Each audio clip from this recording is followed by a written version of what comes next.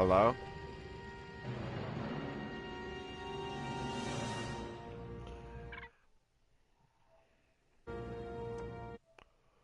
Oh, here we go. Here we go.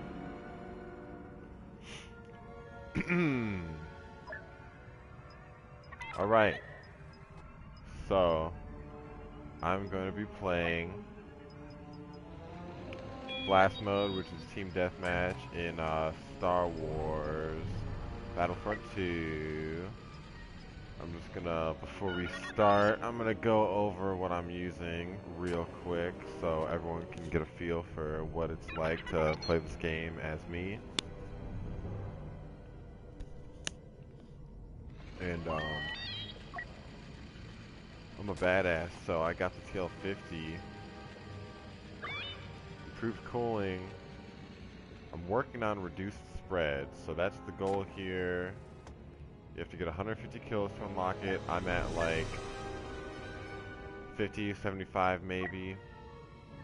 Here are my cards. You can see there. I have the improved combat shield maxed out, and that's from buying it early. So I'm a fake guy that does fake things. But here we go. So I can try to give you tips on what I'm doing. So maybe the masses out there can learn how I get so good at this game. But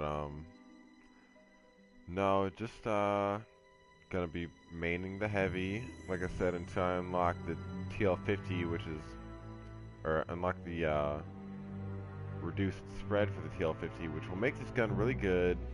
And I have the final gun for the assault class already with all the attachments that I want. And the TL50 is the final gun for the heavy class, and the reduced spread is the last attachment I want. I don't really see a point in having the secondary fire, because I feel like you would have to like plan your attacks around that modification, and I would rather just be more useful in general, especially on a team or whatever. Like if I wasn't playing Blast, definitely well, it might be more useful in an objective-based mode if you want to like use a choke point. The secondary fire on the TL50 is like a grenade launcher. So maybe that'd be more useful in an objective. So I'm gonna play Blast right now because like, if you want to get kills to unlock things on your gun, keep pushing forward. What you want to do is play Blast. Wow. That one right there probably should have been my kill. Damn.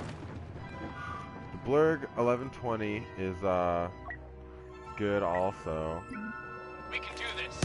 But I'm not onto the officer yet. I have that guy there has the gun that I have, like the S5. It's like a sniper pistol. But I'm going through all the classes one by one and getting their highest weapon. And I'm only a heavy, which is the second one. Our tactics have been successful. Let me give you some tips here for general survivability, gameplay-wise. Shoot mines, and then you get double kills, and you feel like a badass, you know. But when I'm playing, I play third person. It doesn't necessarily matter, but I find it easier to line up the shot in third person, and I'll tell you why.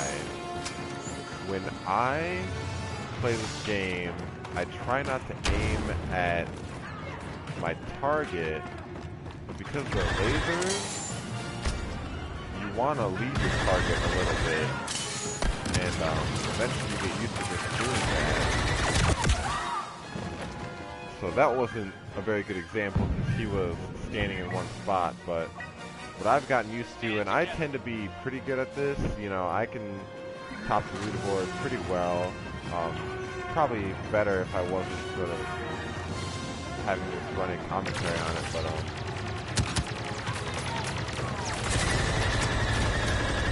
basically the idea is that these guys in this game roll around or whatever it may be, you know, or strafe you and all these things.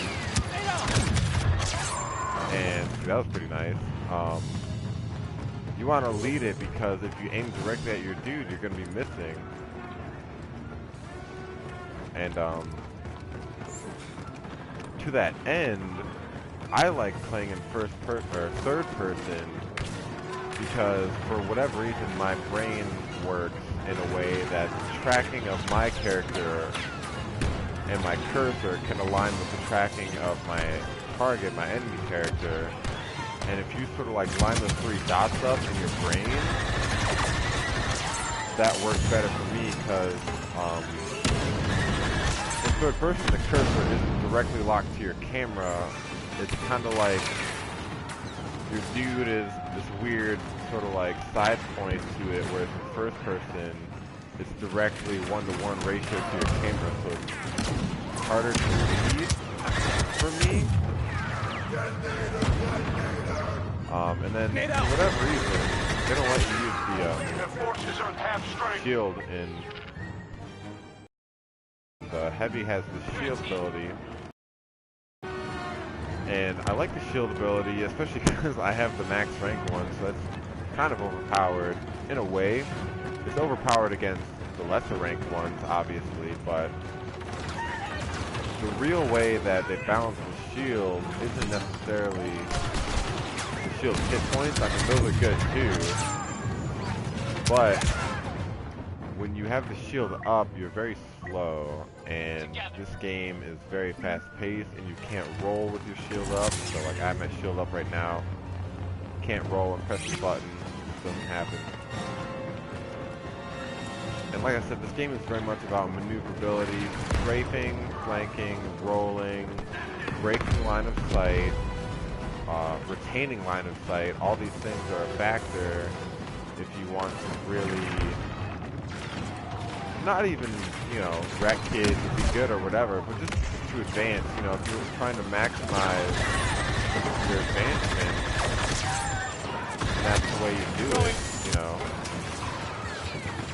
Because, especially, not so much in team deathmatch, but in the team mode, you really need to be able to perform at a basic level, you know, gunplay-wise, to be a proficient team member and play the objective correctly, because there's a lot of maneuvering going on. You know, but of course, this is pretty heady for a Star Wars game. In reality, it's pretty casual, and going to a Black Ops though, which is the main large team game mode, there's such a variety of players. You know, you have people that just don't even play games that much but like Star Wars, and so they suck, and you can go in there and just plow through the objectives sometimes, or you'll have other people that are more like me, if not far better. I don't think I'm that good at this game. I think I'm okay, but sometimes in the large team mode, you could get stomped, and even if you're good in 1v1s or whatever it may be like this, in the large team mode, you can just get throttled because your team won't back you up. But, like I said, if you're really talking about team play and playing the objective, you want to be able to be good at those 1v1s and just the mechanics of it first. I'm on point.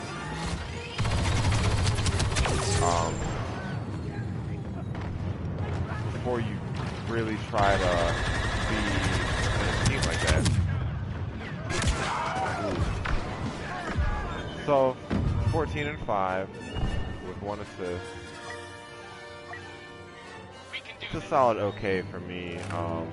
Actually, it's kind of on the lower side. We're pretty far into this match right now, and we're definitely gonna win. But I mean, Not many Imperials left. I should really End break the battle. 20. That's just to show you how much I'm trying to explain about this, actually. So, at less of a gameplay note and more of just a presentation type thing, the graphics are really good. All the environments are movie accurate, and the cool thing is there's all the factions of all the eras and all the maps of all the eras and all of the outfits, all the skins, all the appearances of the player models change based on the map, and that's not just like the era, but like so these rebels have the helmet from A New Hope on the Tainted 4 because they're in space, and so they're supposed to be spaceship rebels or whatever it may be. On Endor, the forest moon of Endor, which is the forest, they are wearing the appropriate clothes, and it's different for each class and each faction on each map, and I think that's interesting. But the word is on the Reddit of the Battlefronts that they're actually going to implement a character customization system where you can unlock skins, not unlike the last EA Battlefront. So, okay, so for this one I need, what is that? 34 more, and then I'll have the TL50 that I want. Like I said, I already have the whatever, EL-16 HFE is the assault blaster rifle. But so now you'll see Takodana is in the sequel trilogy, which is the newer movies. This will be The Force Awakens. See, so I have I'm gonna select heavy. This is the highest level rifle that you can get as an assault trooper, and I have the attachments I want, but I don't think I have the last attachment for this gun. But I don't think I want it. I think it's dual zoom, and I don't really care for that. I'm not really a super duper long distance guy. But so we're going to Takodana, and you'll see the First Order is how they are in the film. And that changes in every map. So specifically for the sequel trilogy, which includes the First Order and the Resistance factions, they don't actually change because there's only 3 maps involving that faction, including the map that just came out as DLC for the Last Jedi movie.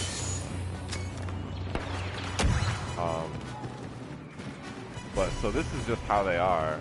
But the clone troopers from the prequel trilogy, and obviously the rebels and stormtroopers from the original trilogy, they change depending on the map.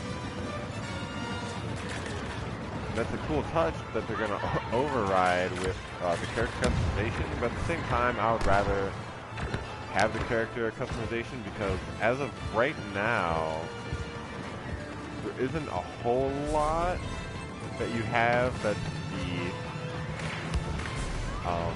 carrot on the stick, so to speak, something to work towards, you know. And I think they could have a lot of skins, keep adding that. They're allegedly going to have free updates, but that's like a whole nother story because they were going to have free updates, and then the microtransactions got tanked, and it's like a pretty large debate about whether or not you should be able to pay to buy these crates in this game, and they actually turned it off. Disney themselves got involved with EA. they were getting bad press about loot boxes and gambling and all this over this game, and which is why this game is kind of tanking so hard, or at least tanking way more than it should be. Because, I mean, this game's doing fine, absolutely, but it should have been killing it. Ooh, wow. That doesn't happen often, but you see he had the improved shield.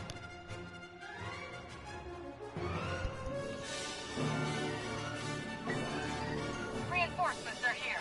So improved shield OP, yeah, in situations like that, but there's really not a whole lot of instances where I've found that someone has a leg up on me because of what they paid for. Granted, I paid for the improved shield, so I have it, but in most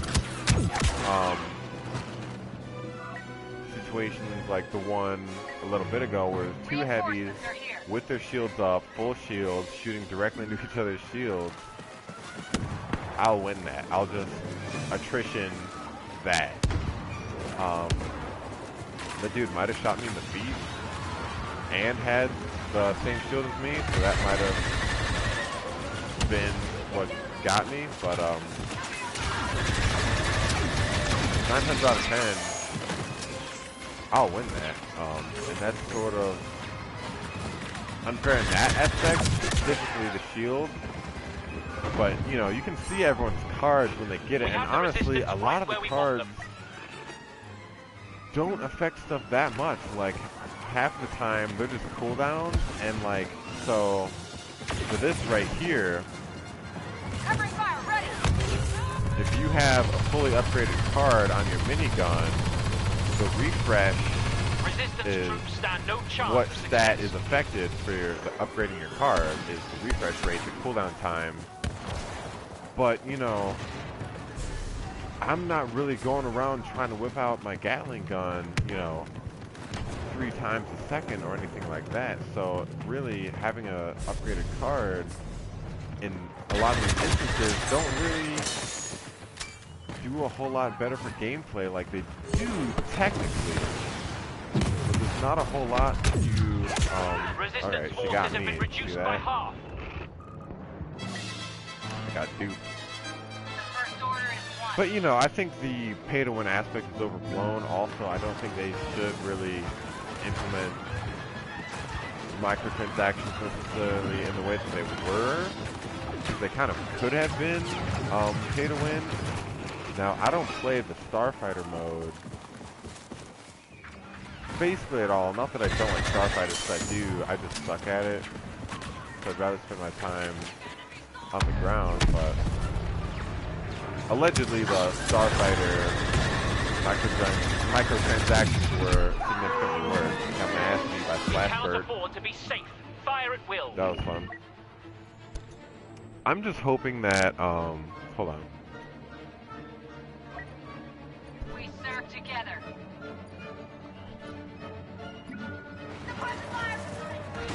The DLC remains free, and they figured out, what I would like in this game is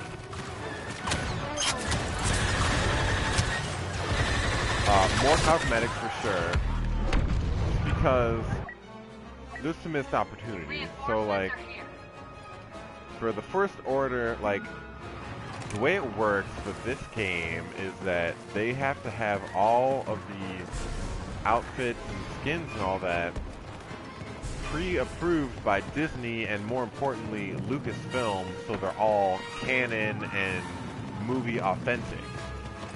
So that means that anytime they want to sell anything, they have to be the right thing. Wow, I should have got that guy.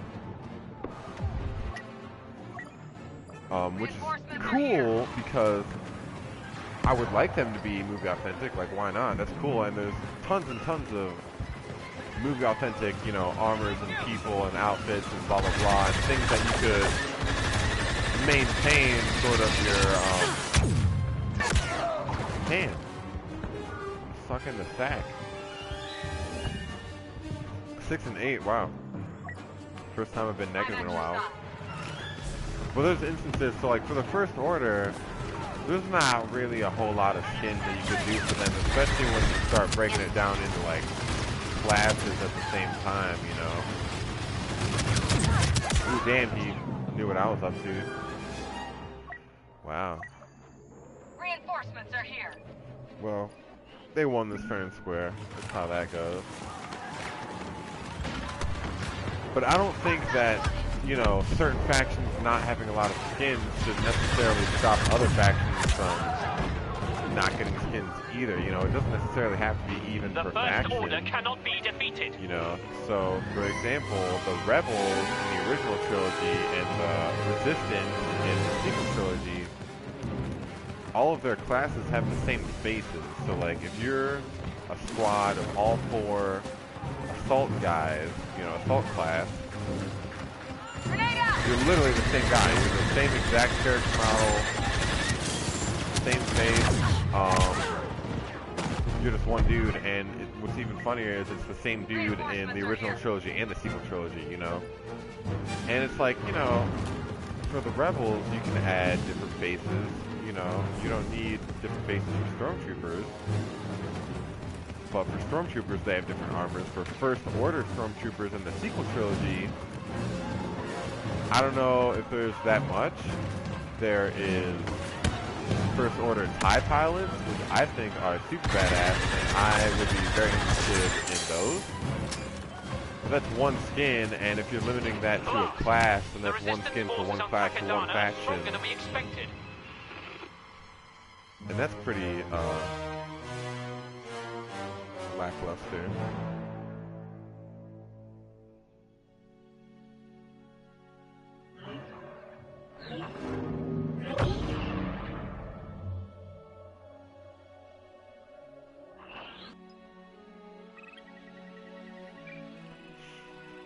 But that will be all for today. Thank you.